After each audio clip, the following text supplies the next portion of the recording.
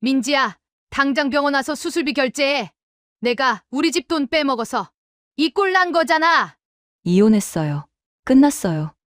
새벽 3시 17분, 세상이 가장 조용해야 할 그 시간에 전화벨이 미친 듯이 울립니다. 그 소리는 단순한 알림이 아니라 심장을 움켜쥐는 경고처럼 들리고 저는 본능적으로 눈을 뜨며 숨이 턱 막힙니다. 이 시간에 울리는 전화는 단 하나, 오직 한 사람뿐이라는 걸 이미 알고 있기 때문입니다. 그 목소리는 변함없습니다. 아니, 더 차갑고 더 뻔뻔해졌습니다. 이혼한 지 3개월이나 지난 지금까지도 저를 부릴 수 있다고 믿는 그 사람, 제 전 시어머니입니다. 순간 손이 떨립니다. 분노 때문인지 아니면 과거의 공포 때문인지 구분이 가지 않습니다. 하지만 심장은 확실히 말하고 있습니다. 아직 끝난 게 아니라는 것을, 이 지옥이 아직 저를 놓아주지 않았다는 것을. 저는 아무 말도 하지 못한 채 전화기를 쥐고 있습니다. 그리고 그 짧은 침묵 속에서 기억이 터져나오듯 쏟아집니다. 모든 것은 결혼식 다음 날부터 시작됩니다. 아침 옷이 아직 해도 뜨지 않은 시간, 방문이 거칠게 열리며 이불이 강제로 거칩니다. 며느리가 이 시간까지 자고 있냐? 차가운 물이 얼굴에 그대로 쏟아집니다. 숨이 막히고 심장이 내려앉고 몸이 굳어버립니다. 그 순간 저는 깨닫습니다. 이 집에서는 잠조차 허락받아야 한다는 것을. 그날 이후로 저는 사람이 아닙니다. 저는 알람보다 먼저 일어나야 하고 숨소리조차 눈치를 봐야 하며 밥상 하나에도 생사를 걸어야 하는 존재가 됩니다. 이게 밥이냐? 걔도 이거보단 잘 먹겠다. 그녀는 밥그릇을 바닥에 내던집니다. 쨍그랑 깨지는 소리가 집안에 울리고 저는 그대로 얼어붙습니다. 손이 떨리고 눈물이 고이지만 울지도 못합니다. 그리고 그 가식은 점점 더 노골적으로 변합니다. 민지야, 카드 좀 줘봐라. 이번 달 병원비랑 생활비 결제해야 한다. 처음에는 잠깐이라고 합니다.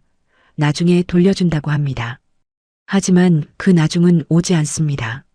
제 월급은 통장에 들어오는 순간 사라지고 카드 한도는 끝없이 올라가며 저는 제 돈이 얼마인지조차 모른 채 살아갑니다. 며느리가 이 정도도 못하냐? 우리 집에 시집 왔으면 당연히 해야지. 그 말은 늘 반복됩니다. 마치 주문처럼, 마치 저를 세뇌시키려는 것처럼. 저는 점점 작아집니다. 말수가 줄어들고 웃음이 사라지고 거울을 보는 것조차 두려워집니다. 그 안에 있는 사람이 내가 맞는지 확신이 서지 않기 때문입니다. 그리고 어느 날 더 이상 버틸 수 없는 사건이 벌어집니다. 그날도 평소처럼 저는 주방에 서 있습니다. 손은 물에 불어 하얗게 변해 있고 허리는 이미 감각이 없습니다. 그때 시어머니가 조용히 다가옵니다. 그리고 제 귀에 대고 속삭입니다. 민지야, 너 이제 쓸모없다. 그 짧은 말이 칼처럼 가슴을 파고듭니다. 저는 그 자리에 얼어붙습니다. 숨이 멎는 것 같고 시간이 멈춘 것 같습니다. 그리고 그 순간 뒤에서 들려오는 또 다른 목소리. 익숙한 목소리. 하지만 믿고 싶지 않은 목소리. 어머니 말이 맞아요. 이제 정리해야죠. 남편입니다. 제 편이어야 할 사람. 하지만 그 목소리는 이미 저를 버린 사람의 목소리입니다. 그 순간 무언가가 완전히 무너집니다. 그리고 저는 아직 모르고 있습니다. 이 말이 단순한 모욕이 아니라 훨씬 더 끔찍한 일의 시작이라는 것을. 그리고 그날 밤 제 인생을 완전히 뒤집어 버릴 사건이 조용히 준비되고 있습니다. 그날 밤 집 안 공기는 이상할 정도로 고요합니다. 평소 같으면 시어머니의 잔소리와 발소리, 남편의 짜증 섞인 한숨이 뒤섞여 숨조차 쉬기 어려운 공간이었는데 그날은 마치 무언가를 기다리는 것처럼 숨을 죽이고 있는 것처럼 조용합니다. 저는 불안합니다. 설명할 수 없는 불안이 목을 조르듯 올라옵니다. 손끝이 차가워지고 심장이 불규칙하게 뛰기 시작합니다. 그리고 그 침묵을 깨는 것은 초인종 소리입니다. 짧고 날카로운 소리. 딩동. 그 소리는 단순한 방문 알림이 아닙니다. 제 인생을 무너뜨릴 신호처럼 들립니다. 문이 열립니다.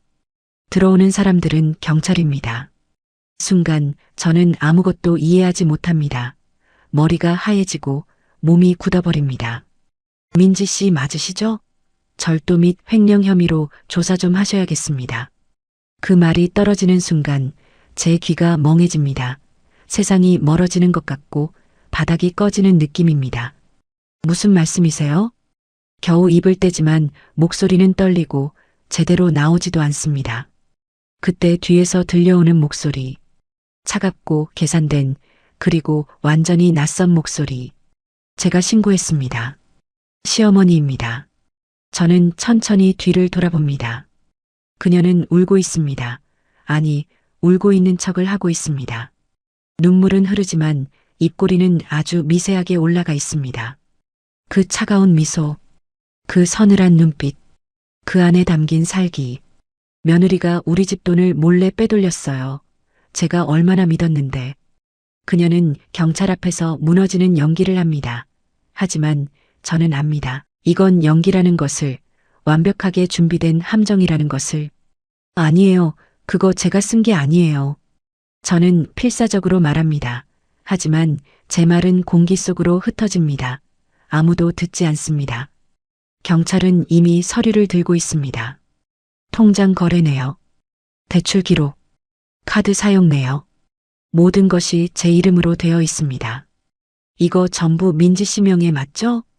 그 질문에 저는 아무 말도 할 수 없습니다. 왜냐하면 맞기 때문입니다. 하지만 그 돈은 제가 쓴 게 아닙니다. 그 모든 거래는 시어머니가 시킨 것이고 시어머니가 가져간 것입니다. 하지만 증거는 없습니다. 모든 것은 철저하게 제 이름으로만 남겨져 있습니다. 그 순간 저는 깨닫습니다. 처음부터 계획된 일이었다는 것을. 저를 이 집에 들인 순간부터 저를 이용하고 모든 책임을 뒤집어 씌우고 마지막에는 버릴 계획이었다는 것을. 남편분 어떻게 생각하십니까? 경찰의 질문이 이어집니다. 저는 마지막 희망처럼 남편을 바라봅니다. 제발 단 한마디라도. 그럴 줄 알았습니다. 그 한마디, 그 짧은 문장이 제 심장을 완전히 찢어놓습니다. 그는 저를 보지 않습니다. 단 한 번도. 마치 처음부터 아무 관계도 없었던 사람처럼 완전히 남처럼 말합니다. 요즘 이상하더라고요. 돈 얘기만 나오면 피하고. 그 말은 거짓입니다. 하지만 너무나 자연스럽습니다. 너무나 준비된 말입니다. 저는 무너집니다. 완전히. 그 자리에서 주저앉고 싶지만 다리가 움직이지 않습니다. 눈물이 쏟아지지만 닦을 힘조차 없습니다. 그때 시어머니가 제 앞에 다가옵니다. 그리고 아주 낮은 목소리로 아무도 못 듣게 속삭입니다. 이제 끝이다, 민지야. 그녀의 숨결이 귀에 닿습니다. 차갑습니다. 살기가 느껴집니다. 내 인생은 여기서 끝이야. 저는 아무 말도 할 수 없습니다. 그저 바라볼 뿐입니다. 그리고 그 순간 경찰이 제 손목을 잡습니다. 차가운 금속 수갑이 채워집니다. 연행하겠습니다. 그 말이 떨어지는 순간 제 인생은 완전히 무너져 내립니다. 밖으로 끌려나가며 마지막으로 집을 바라봅니다. 그 집, 지옥 같았던 그 집. 하지만 이제는 돌아갈 수도 없는 곳. 그리고 그 창문 너머로 보이는 시어머니. 그녀는 더 이상 울고 있지 않습니다. 환하게 웃고 있습니다. 차가운 미소로, 서늘한 눈빛으로, 살기를 품은 채로.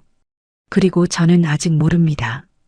이 사건이 단순한 누명이 아니라 제 인생에서 가장 끔찍한 비극으로 이어질 것이라는 것을. 그리고 그 비극은 이미 시작되고 있습니다. 차가운 조사실, 형광등 불빛이 눈을 찌르듯 내려꽂히고 공기는 숨이 막힐 정도로 건조합니다. 저는 그 의자에 앉아 있습니다.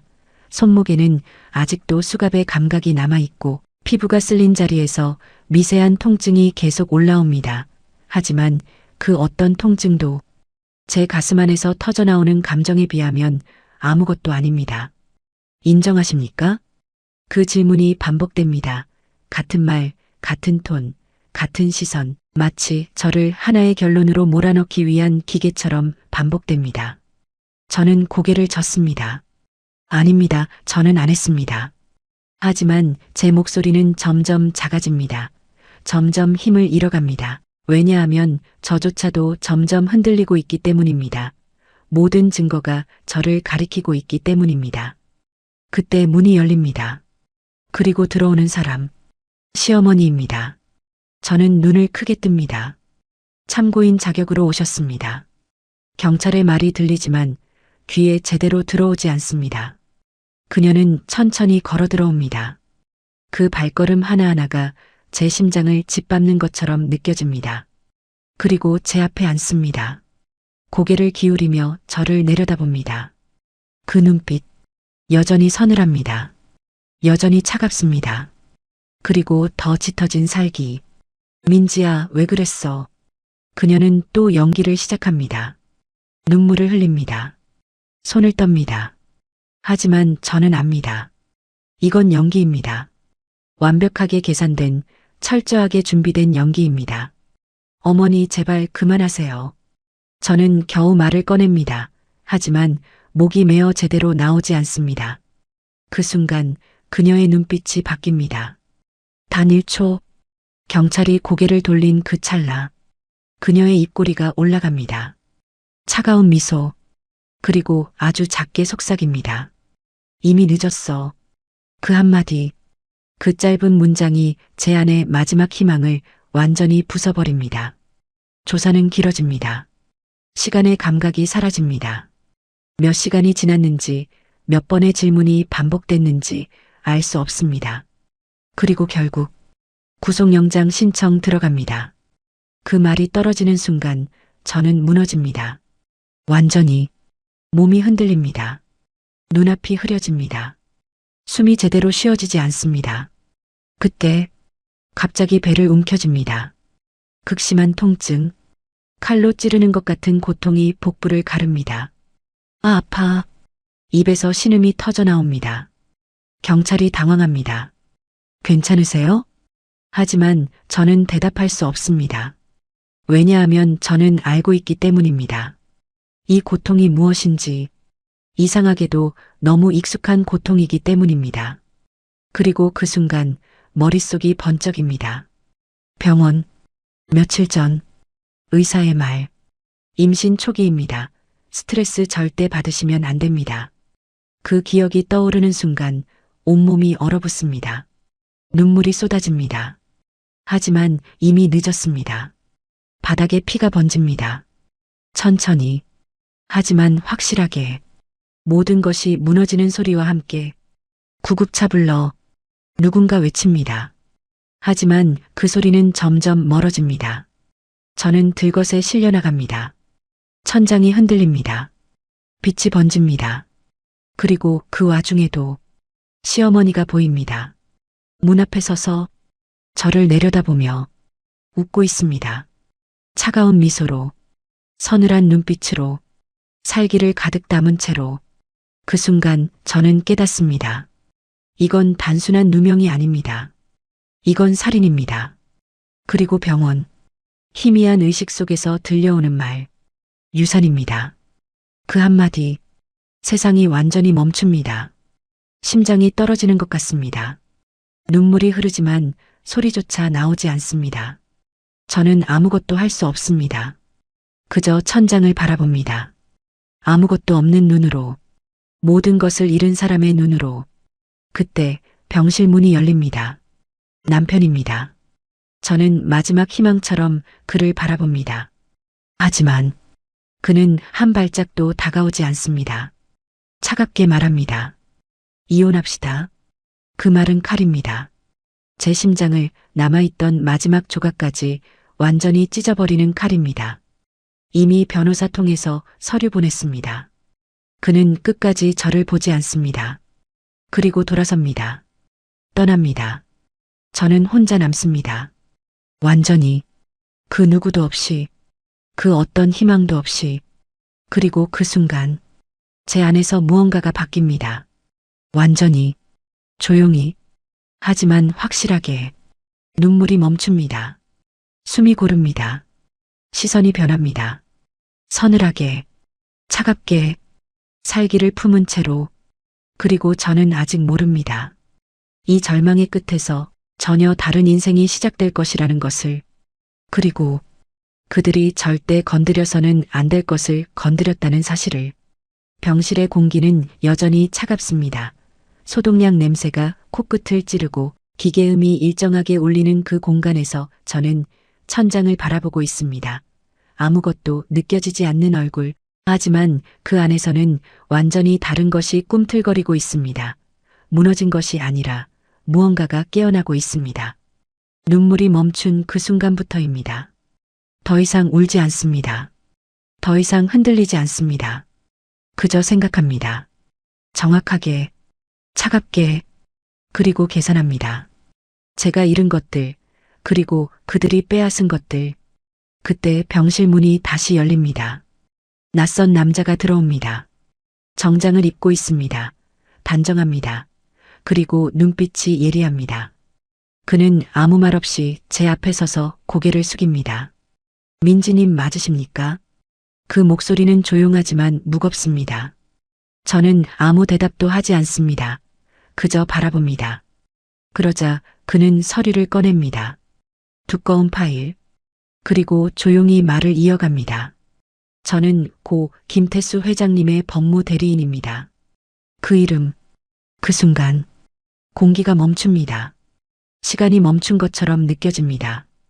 김태수? 제 아버지의 이름입니다.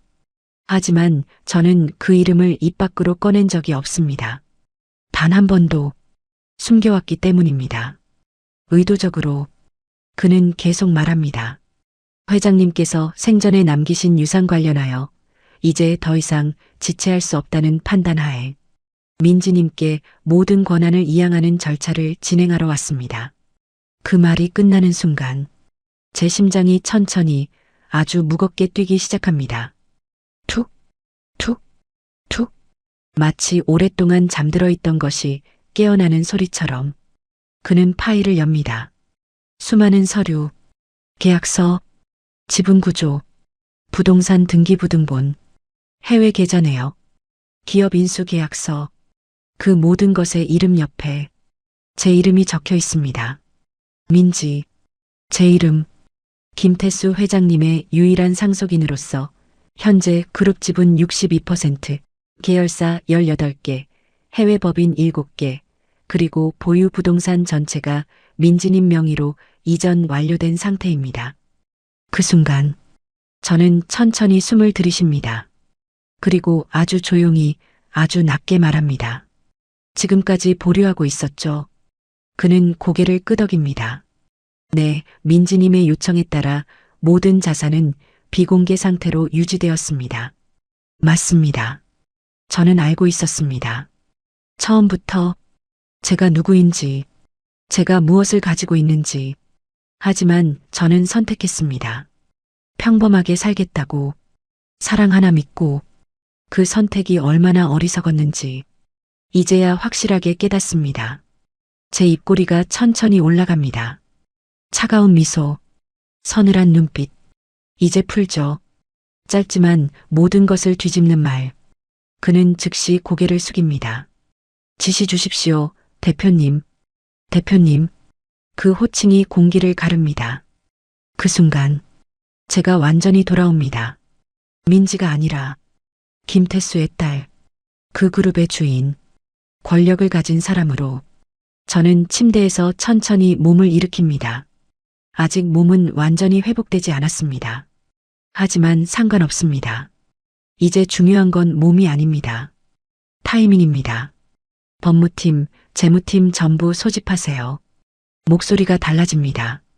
흔들림이 없습니다. 감정이 없습니다. 오직 명령만 있습니다. 그리고 잠시 멈춥니다. 눈을 감았다가 다시 뜹니다. 그 순간 눈빛이 완전히 변합니다. 그 집 그리고 그 사람들 전부 조사 들어갑니다. 그는 단 한치의 망설임 없이 답합니다. 이미 준비되어 있습니다. 이미 알고 있었던 겁니다. 그들이 어떤 짓을 했는지, 얼마나 더러운 돈을 움직였는지, 그리고 어디까지 건드렸는지. 저는 병실 창문 밖을 바라봅니다. 햇빛이 들어옵니다. 하지만 따뜻하지 않습니다. 차갑습니다. 제 마음처럼 이제 시작입니다. 그 말과 함께 모든 것이 움직이기 시작합니다. 그리고 동시에 그들도 아직 모르고 있습니다. 자신들이 건드린 존재가 얼마나 거대한지, 얼마나 잔혹해질 수 있는지, 그리고 얼마나 완벽하게 무너질 것인지.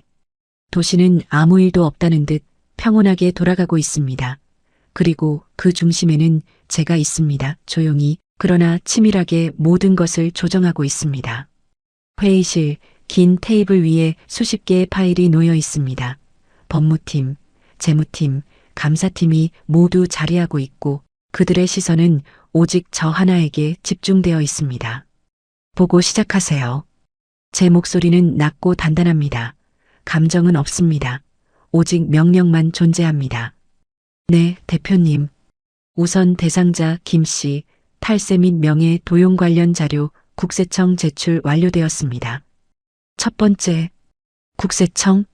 그 단어 하나로 이미 절반은 끝난 것입니다. 차명 계좌 7건 확인, 총액 약 18억 원, 전부 추징 대상입니다. 저는 고개를 아주 미세하게 끄덕입니다. 계속. 해당 자금 일부가 민진인 명의 대출 계좌로 흘러간 정황 확인되었습니다. 현재 금융감독원과 협조하여 전 계좌 동결 조치 들어갔습니다. 계좌 동결. 그 순간 저는 아주 천천히 미소를 짓습니다. 차가운 미소, 서늘한 눈빛, 살기가 스며든 미소. 좋습니다. 그녀가 가장 믿고 있던 것, 돈. 그 돈줄이 끊기는 순간 사람은 가장 빠르게 무너집니다. 부동산 쪽은 해당 주택 근저당 설정 확인되었고 채무 불이행 상태로 분류되어 법원에 퇴거 명령 신청 완료되었습니다. 강제 집행까지 일주일 이내 가능합니다. 그녀가 왕처럼 군림하던 공간, 이제 쫓겨나는 장소가 됩니다. 저는 자리에서 일어납니다. 창가로 걸어갑니다. 도시를 내려다봅니다. 그리고 아주 조용히 말합니다. 실행하세요. 그 한마디로 모든 것이 시작됩니다. 며칠 후, 그 집 앞, 법원 집행관들이 도착합니다. 문이 거칠게 두드려집니다. 법원입니다. 퇴거 명령 집행하겠습니다. 안에서 고함이 터져 나옵니다.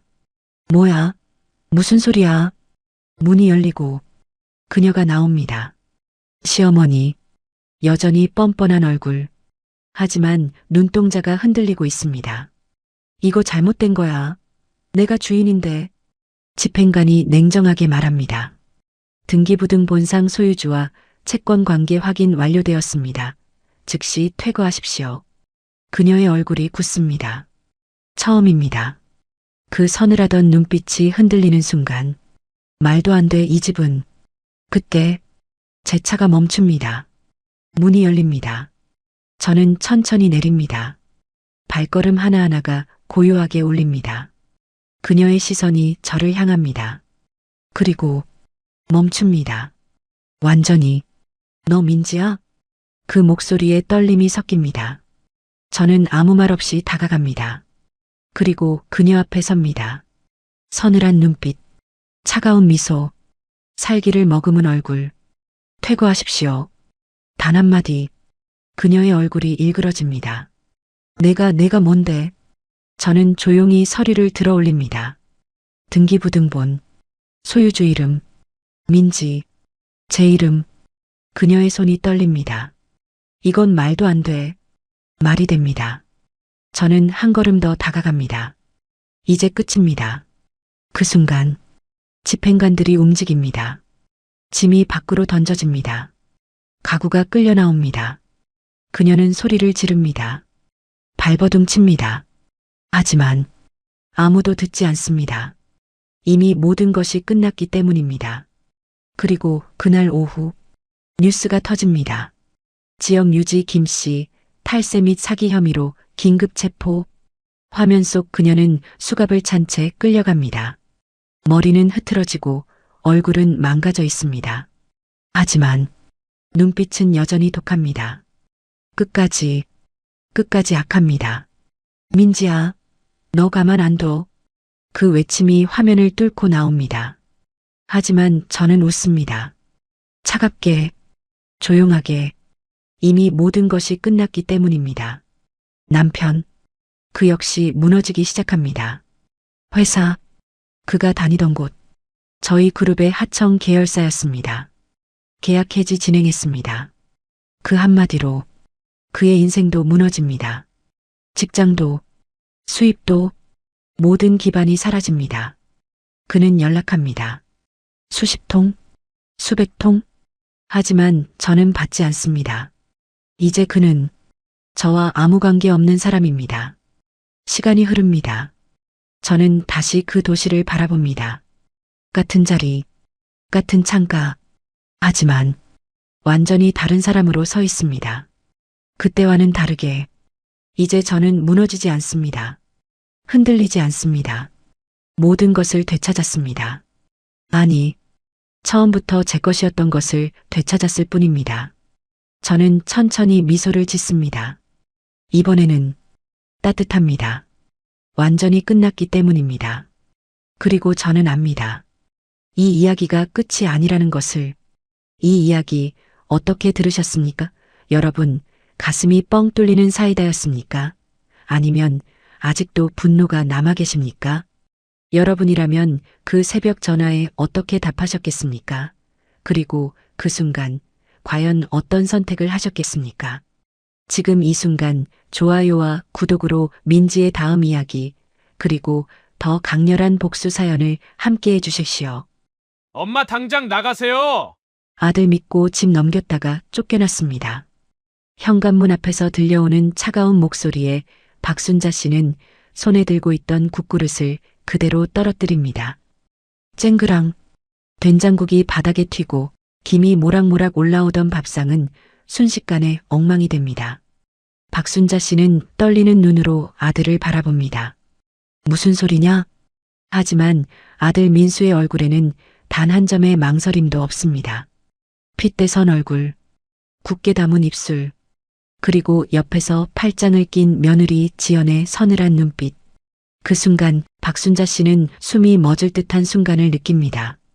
평생을 바쳐 키운 아들이 자신에게 집에서 나가라고 말하고 있기 때문입니다. 이 집 이제 제 명의잖아요. 며느리 지연이 차가운 미소를 지으며 말합니다. 법적으로도 어머니 여기 계실 권리 없어요. 박순자 씨의 손끝이 떨립니다. 불과 반년 전입니다. 아들이 무릎까지 꿇으며 울던 날이 있습니다. 엄마 제발 한 번만 도와줘. 그날 민수는 사업이 망했다며 눈물을 흘립니다.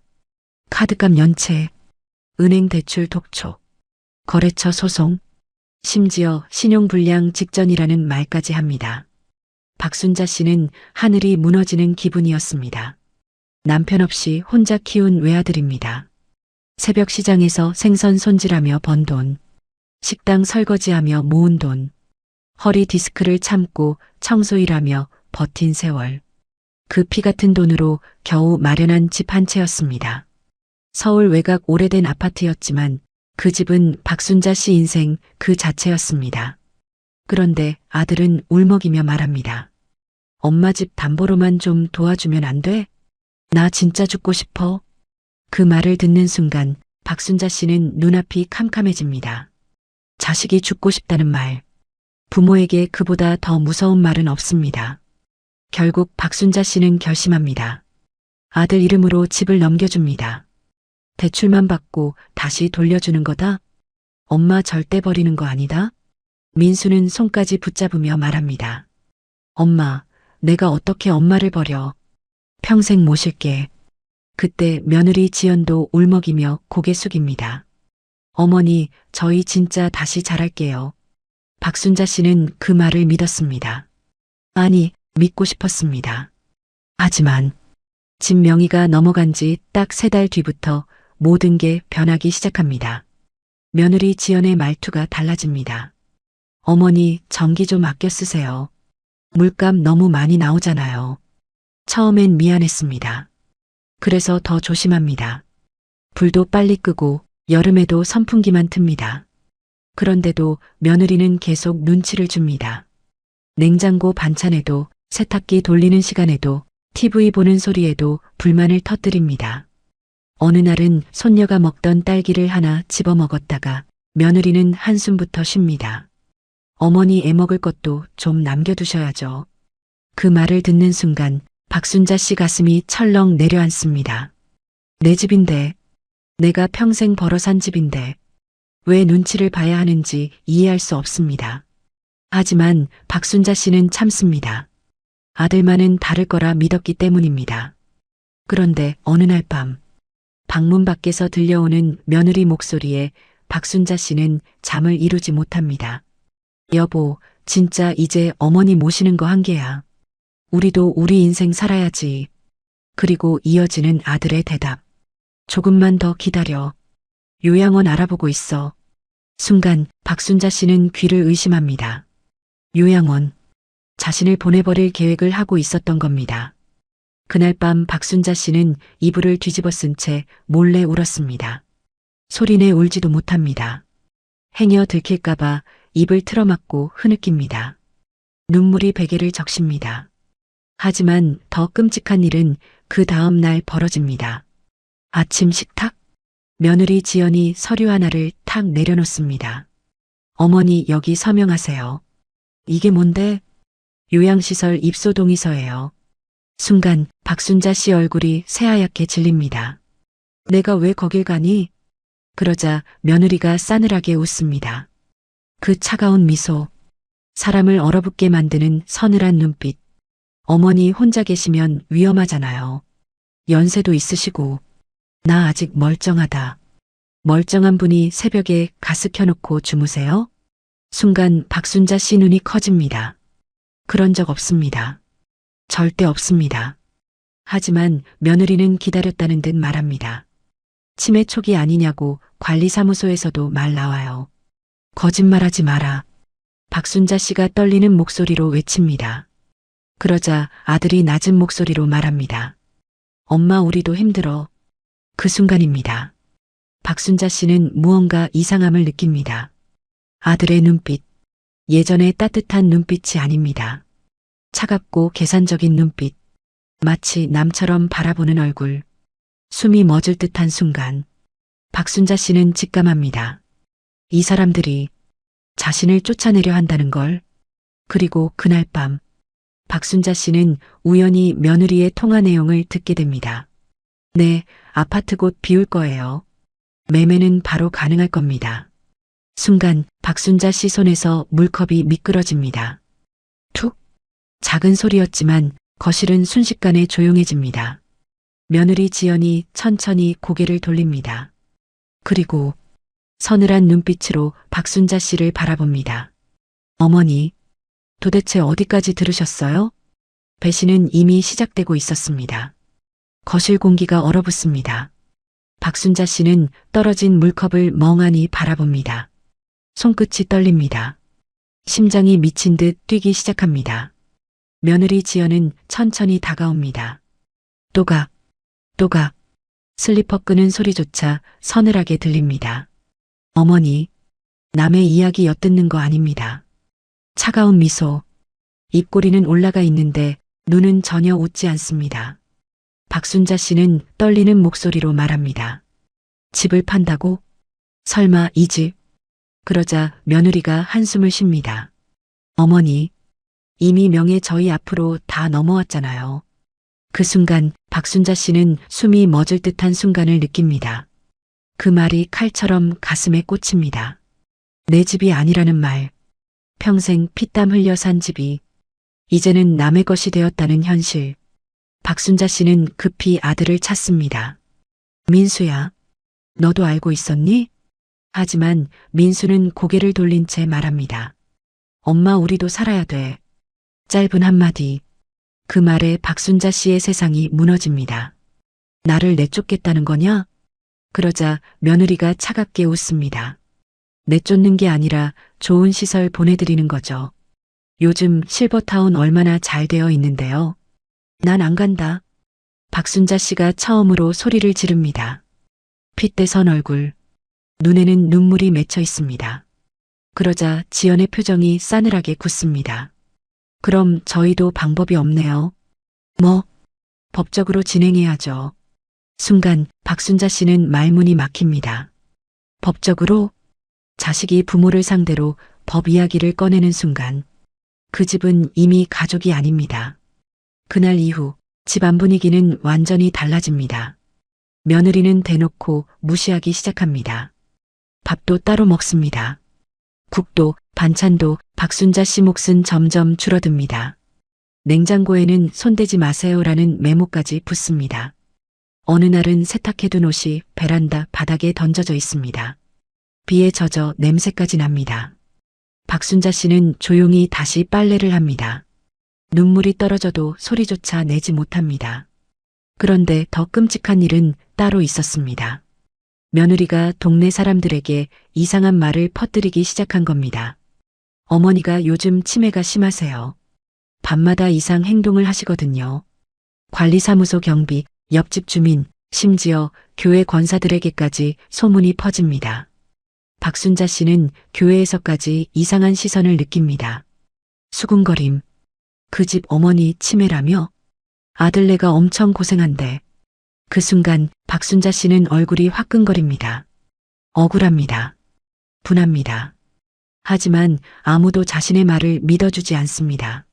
며느리는 이미 완벽한 착한 며느리 연기를 하고 있었기 때문입니다. 제가 얼마나 모시려고 노력했는데요. 어머니가 자꾸 폭언을 하셔서 심지어 눈물까지 흘립니다. 사람들은 그런 지연을 보며 혀를 찹니다. 저 며느리도 참 힘들겠다. 그 말을 듣는 순간 박순자 씨 손등 핏줄이 붉어집니다. 내 집 빼앗고 나를 미친 노인 취급하는데 사람들은 오히려 며느리를 불쌍해합니다. 세상이 뒤집힌 기분입니다. 그러던 어느 날 박순자 씨는 은행에서 이상한 전화를 받습니다. 박순자 고객님 맞으시죠? 연금 통장 관련해서 확인차 연락드렸습니다. 연금 통장? 자동이체 계좌 변경 신청이 들어와서요. 순간 박순자 씨 표정이 굳어집니다. 무슨 변경이요? 직원은 잠시 머뭇거리더니 말합니다. 아드님 공동관리계좌로 연결 요청이 들어왔습니다. 그 순간입니다. 박순자 씨 머릿속이 하얘집니다. 연금까지, 자신의 마지막 돈줄까지 가져가려는 겁니다. 박순자 씨는 급히 은행으로 달려갑니다. 숨이 턱까지 차오릅니다. 그런데 창구 직원이 이상한 표정을 짓습니다. 보호자분이 치매 초기 진단서 제출하셨는데요. 뭐라고요? 박순자 씨 목소리가 은행 안에 울려 퍼집니다. 직원은 당황하며 서류를 내밉니다. 거기에는 분명히 적혀 있습니다. 인지능력 저하 의심, 그리고 보호자란에는 아들 민수 이름이 적혀 있습니다.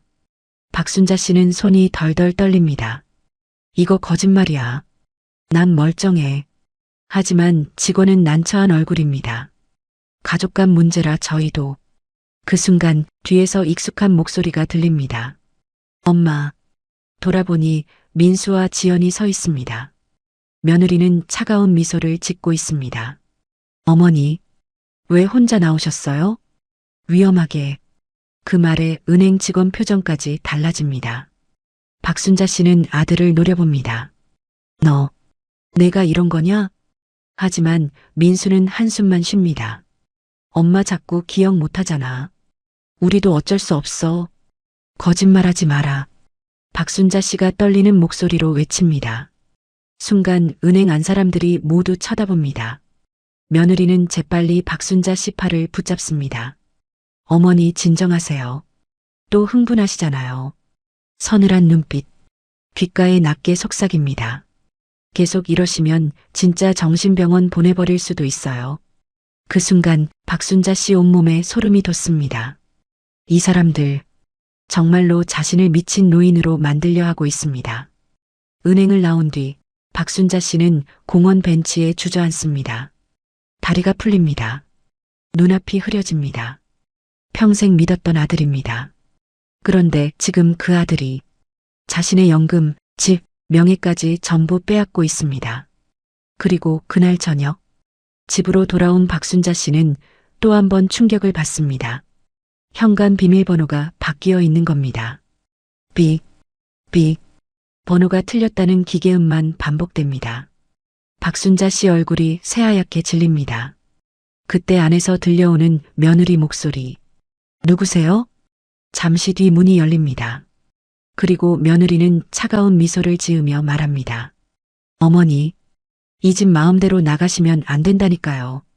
비밀번호를 왜 바꿨니? 그러자 며느리는 무표정하게 말합니다.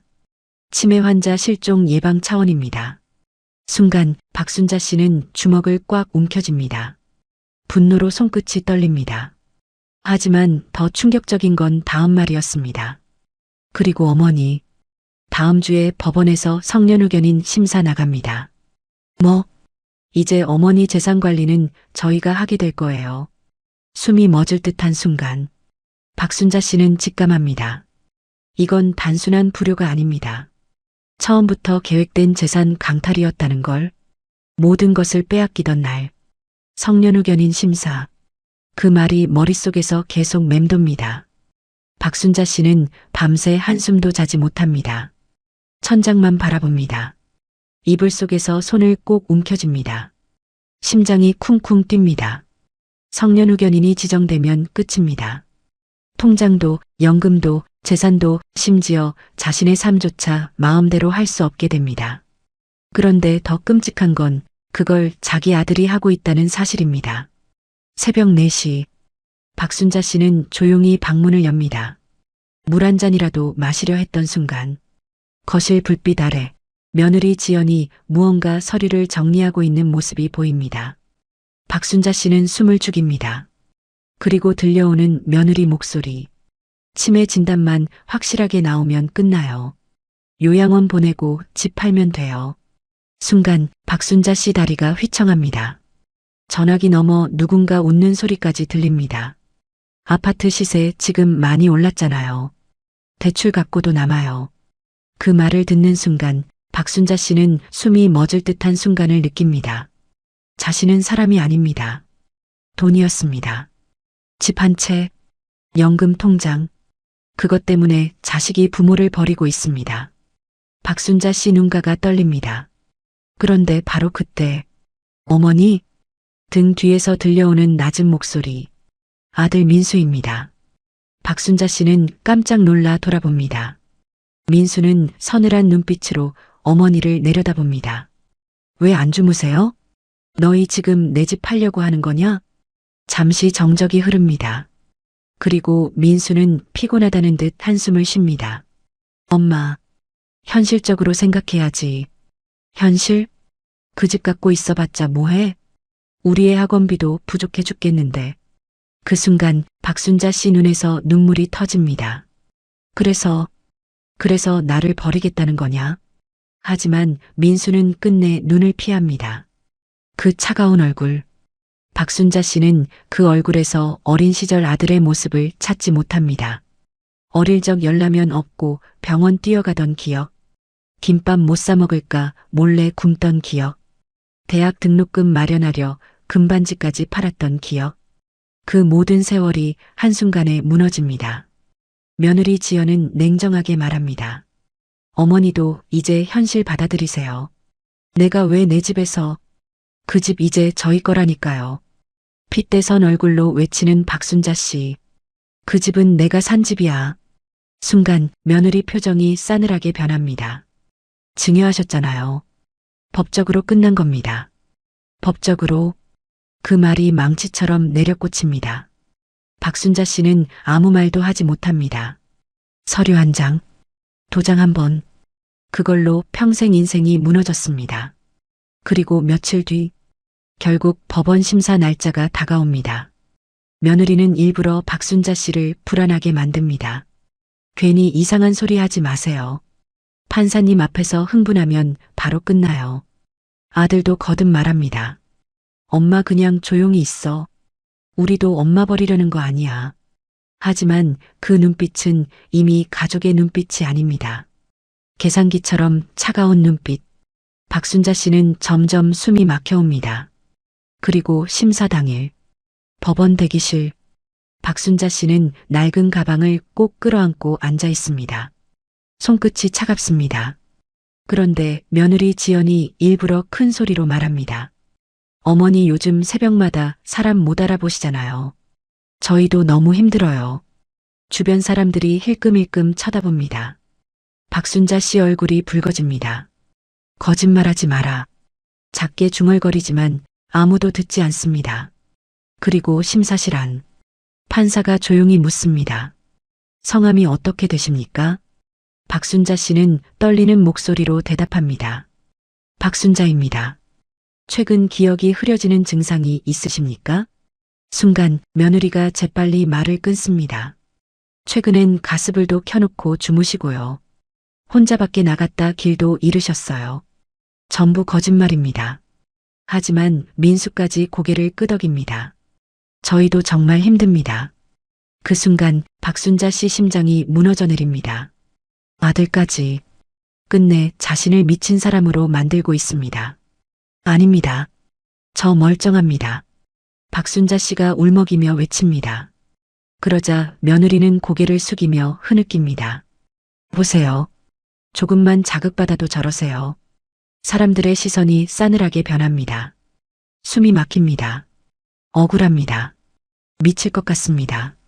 그리고 결국 법원은 임시재산보호 명령을 내립니다. 연금 계좌 일부 제한, 재산관리 감독 시작. 박순자 씨는 눈앞이 캄캄해집니다. 은행 카드까지 막힙니다. 며칠 뒤 마트에서 벌어진 일. 박순자 씨는 고작 두부와 계란을 사려다 카드 승인이 거절됩니다. 삑. 한도 초과 혹은 거래 제한입니다. 직원 목소리가 들리는 순간 사람들이 쳐다봅니다. 박순자 씨 얼굴이 하얗게 질립니다. 다시 긁어봅니다. 삑. 또 거절. 뒤에 줄 선 사람들이 수군거립니다. 왜 저래? 치매 노인인가? 그 순간 박순자 씨 눈앞이 핑 돕니다. 겨우 장바구니를 내려놓고 밖으로 나옵니다. 차가운 바람이 얼굴을 스칩니다. 그리고 깨닫습니다. 자신은 지금 완전히 고립되고 있다는 걸. 돈도 없습니다. 집도 없습니다. 명예도 무너졌습니다. 심지어 세상은 자기 말을 믿어주지도 않습니다. 그날 밤 집에 돌아온 박순자 씨는 또 한 번 충격을 받습니다. 자신의 방 물건들이 검은 봉투에 담겨 있는 겁니다. 옷, 사진, 남편 제사 사진까지 전부 쓰레기처럼 구석에 처박혀 있습니다. 이게 뭐냐? 그러자 며느리가 무표정하게 말합니다. 요양원 들어가시면 필요 없잖아요. 순간 박순자 씨 눈빛이 흔들립니다. 남편 영정사진을 떨리는 손으로 끌어안습니다. 이건 안 된다. 이건. 그런데 며느리가 다가와 영정사진을 확 빼앗습니다. 어머니, 그만 좀 고집 부리세요. 그 순간 액자가 바닥에 떨어집니다.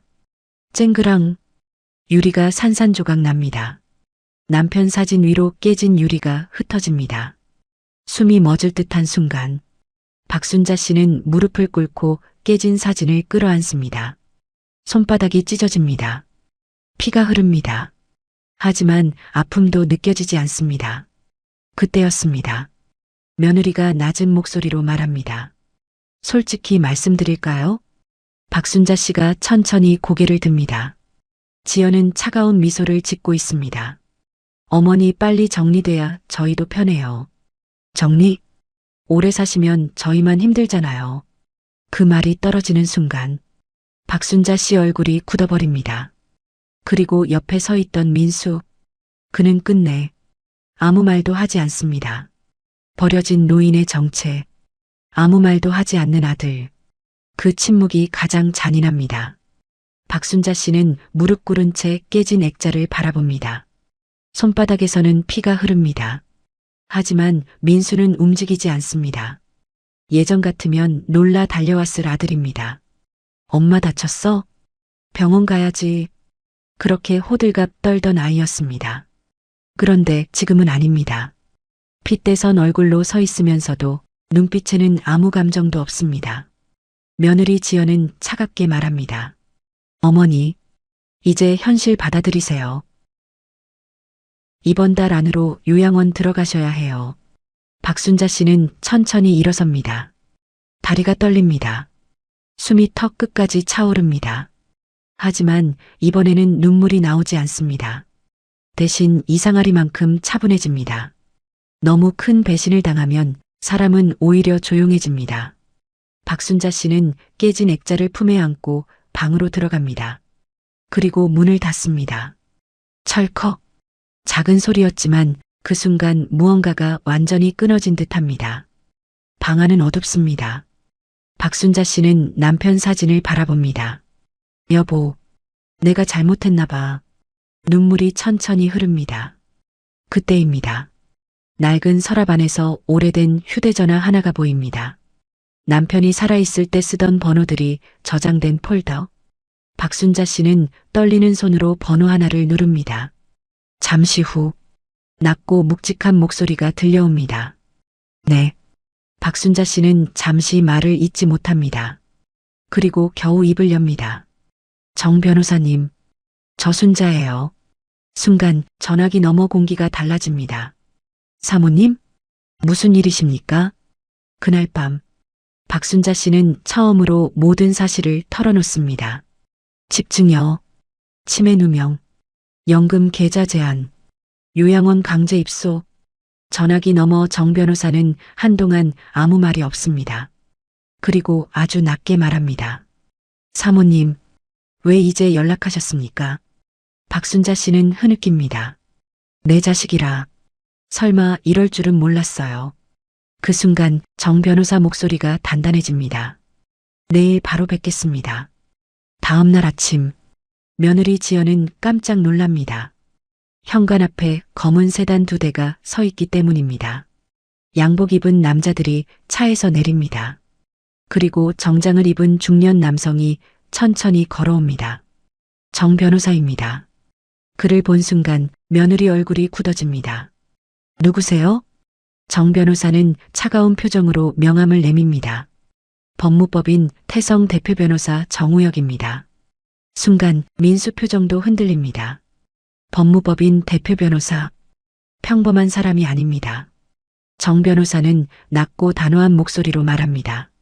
박순자 여사님 만나러 왔습니다. 며느리 지연이 급히 웃어 보입니다.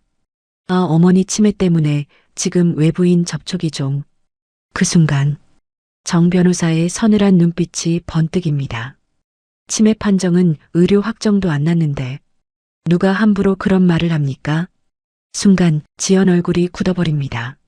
민수도 당황합니다. 그게 아니라 정 변호사는 말을 끊습니다. 그리고 성년 의견 신청 자료, 허위 진술 정황 확인됐습니다. 숨이 멎을 듯한 순간 민수 얼굴이 새하얗게 질립니다. 정 변호사는 천천히 서류 하나를 꺼냅니다. 불법 재산 편취 및 노인학대 관련해서 검토 들어갑니다. 그 말이 떨어지는 순간 며느리 지연의 차가운 미소가 처음으로 무너집니다. 노인학대? 네. 녹취 확보됐습니다. 순간 민수 눈동자가 흔들립니다. 박순자 씨는 방문 안에서 조용히 그 모습을 바라봅니다. 그리고 천천히 밖으로 걸어 나옵니다. 며느리와 아들은 처음 보는 표정을 짓습니다. 당당한 표정, 흔들리지 않는 눈빛. 박순자 씨는 더 이상 울고 있지 않습니다. 정 변호사가 고개를 숙입니다. 사모님, 그 장면을 본 민수 얼굴이 굳어집니다. 사모님, 그 호칭이 이상했던 겁니다. 그때 정 변호사가 조용히 말합니다. 말씀드릴까요? 정적? 공기가 얼어붙습니다. 정 변호사는 민수와 지연을 차갑게 바라봅니다.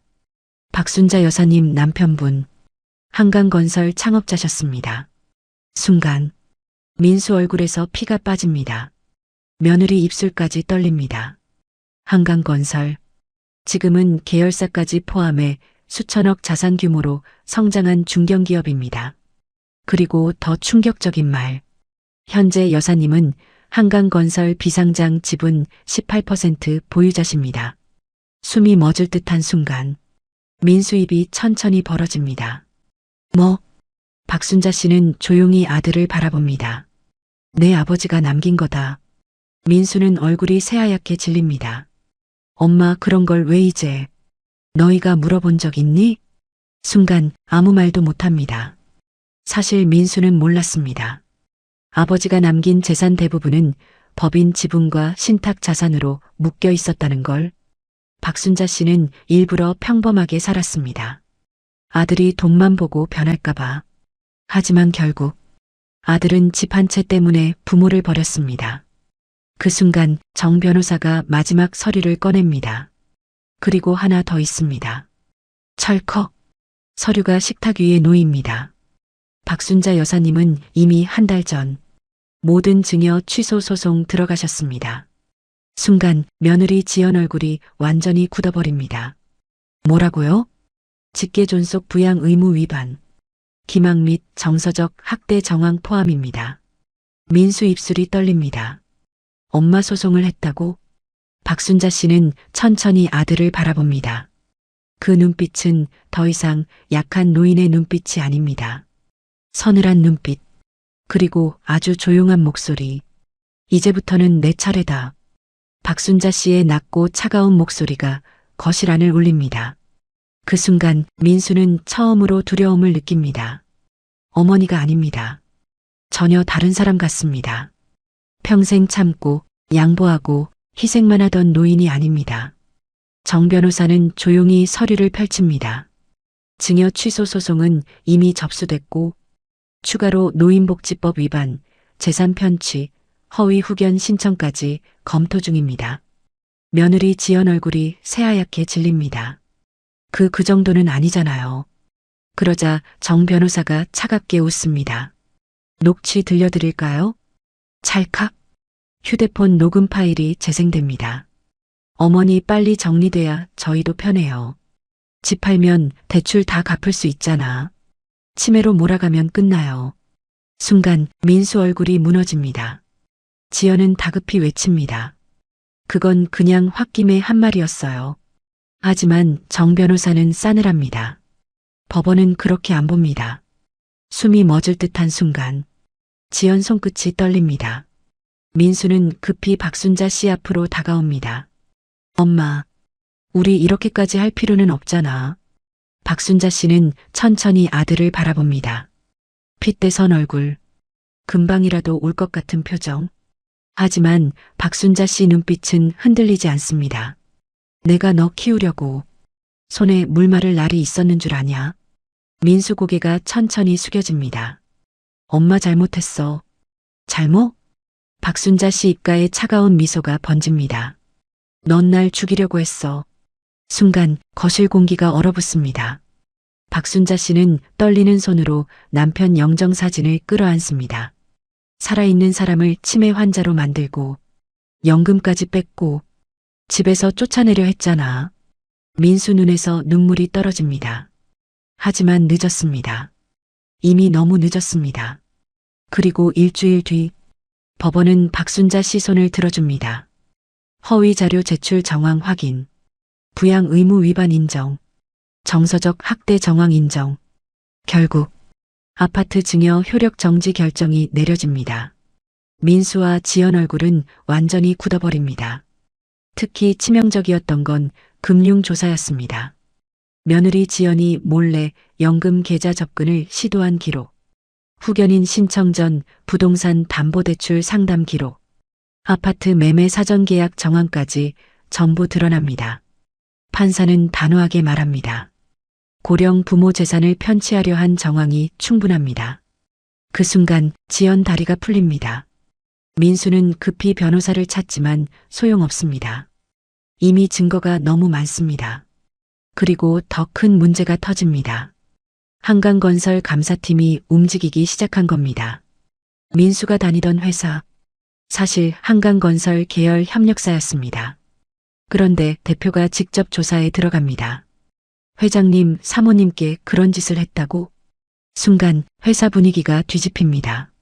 민수는 출근 첫날부터 사람들 시선을 견디지 못합니다. 수군거림, 부모 재산 뺏으려 했다며? 치매 누명 씌웠다던데. 민수 얼굴이 붉어집니다. 회의실에서도 복도에서도 식당에서도 사람들이 피합니다. 그리고 결국 인사팀 호출. 민수 씨, 회사 명예 실추 문제로 권고사직 결정됐습니다. 순간 민수 얼굴이 새하얗게 질립니다. 저 잘릴 정도는 아니잖아요. 하지만 돌아오는 건 싸늘한 대답뿐입니다. 대표님 지시입니다. 그날 밤 민수는 술에 취해 집으로 돌아옵니다. 하지만 현관문이 열리지 않습니다. 비밀번호가 바뀌어 있습니다. 삑, 삑. 그 기계음이 낯설지 않습니다. 과거 자신이 어머니에게 했던 그대로입니다. 순간 민수 표정이 굳어버립니다. 그때 뒤에서 들려오는 목소리. 거기서 뭐하니? 천천히 돌아보는 민수. 박순자 씨가 서 있습니다. 깔끔한 코트, 단정한 머리, 그리고 흔들림 없는 서늘한 눈빛. 민수는 떨리는 목소리로 말합니다. 엄마, 집에 들어가야지. 박순자 씨는 조용히 말합니다. 내 집 아니잖니. 그 순간 민수 입술이 떨립니다. 숨이 멎을 듯한 순간 불과 몇 달 전 자신이 했던 말을 그대로 돌려받고 있습니다. 엄마 제발. 왜? 요양원 보내지 그랬니? 민수 눈물이 터집니다.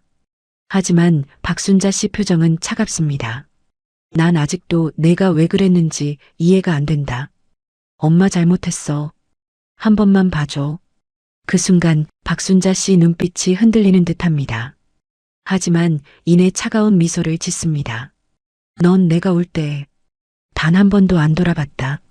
정적? 민수는 결국 주저앉아 흐느낍니다. 하지만 박순자 씨는 돌아섭니다. 그리고 마지막으로 말합니다. 돈 때문에 부모 버린 사람은 결국 돈 때문에 무너지는 거다. 그날 이후 민수와 지연은 결국 파산 절차에 들어갑니다. 대출금은 감당되지 않았고 아파트 매매도 막혔고 소송 비용까지 겹칩니다. 지연 친정까지 손절합니다. 주변 사람들도 등을 돌립니다. 노인 재산 노린 사건은 동네 전체에 퍼집니다. 아이 학교에서도 수군거림이 이어집니다. 결국 두 사람은 작은 월세방으로 쫓겨납니다. 반면 박순자 씨는 천천히 일상을 되찾습니다.